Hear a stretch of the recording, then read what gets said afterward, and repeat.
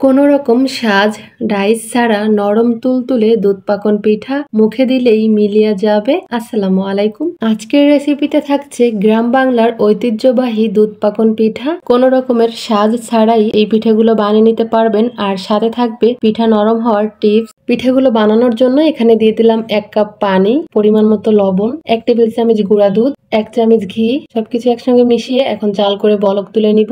বলক চলে আসার পরে এখানে দিয়ে দিচ্ছি 1 কাপ ময়দা, 2 টেবিল চামচ সুজি। যারা নতুন, যাদের পিঠা নরম হয় না, তারা অবশ্যই এখানে 2 টেবিল চামচ সুজি দিবেন। যারা পিঠা বানালে বলেন যে নরম হয় না, তাদের জন্য এটা একটা টিপ, অবশ্যই সুজিটা দেওয়ার চেষ্টা করবেন। এই তো আটাগুলোকে সিদ্ধ করে নিয়েছি, হালকা ঠান্ডা করে নিয়েছি। অনেক বেশি ঠান্ডা করা যাবে না, গরম থাকা অবস্থায় মথে নিতে হবে।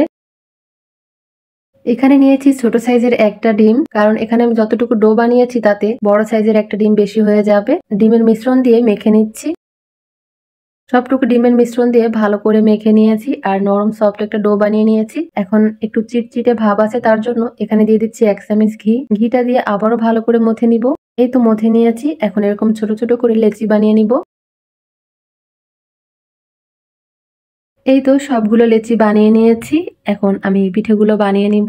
এখানে একটা পরিষ্কার চিরুনি নিয়েছি, চেষ্টা করবেন নতুন চিরুনি নেওয়ার, যেহেতু এটা খাবার জিনিস। এখন পিঠেগুলো বানিয়ে দেখাচ্ছি। এই যে এগুলো বানানো খুবই সহজ। একটা পিঠে বানিয়ে নিলাম, আমি আরো একটা বানিয়ে দেখাচ্ছি। এইভাবে আঙ্গুল দিয়ে ট্যাপ ট্যাপ করে চিরুনির উপর ডিজাইনটা করে নিব।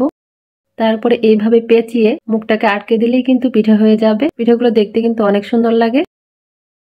এই যে সবগুলো পিঠে বানিয়ে নিয়েছি, আর দেখতে কতটা সুন্দর লাগছে। এখন পিঠেগুলোকে নিয়ে চলে যাব সরাসরি চুলায়। চুলায় কিছুটা তেল হালকা গরম করে নিয়েছি, তারপর একে একে পিঠেগুলো দিয়ে দিচ্ছি। তেলটাকে অনেক বেশি গরম করা যাবে না, হালকা গরম অবস্থায় পিঠেগুলো দিতে হবে। আর তেলটা একটু বেশি পরিমাণ দিতে হবে, যাতে তেলটা পিঠের উপরে ওঠে, তাহলে ডিজাইনটা খুব সুন্দর থাকবে। আর তেল কম দিলে ডিজাইনটা নষ্ট হয়ে যাবে। পিঠেগুলোকে উল্টে পাল্টে ভেজে নিয়েছি। পছন্দ মতো কালার চলে আসলে নামিয়ে নিতে হবে।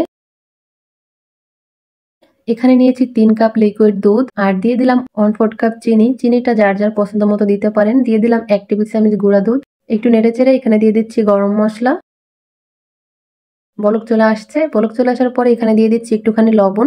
বলক চলে আসার পরে দুধটাকে আমি 1 মিনিট জাল করব। অনেক বেশি জাল করে ঘন করা যাবে না, তাহলে পিঠাগুলো ভেজবে না।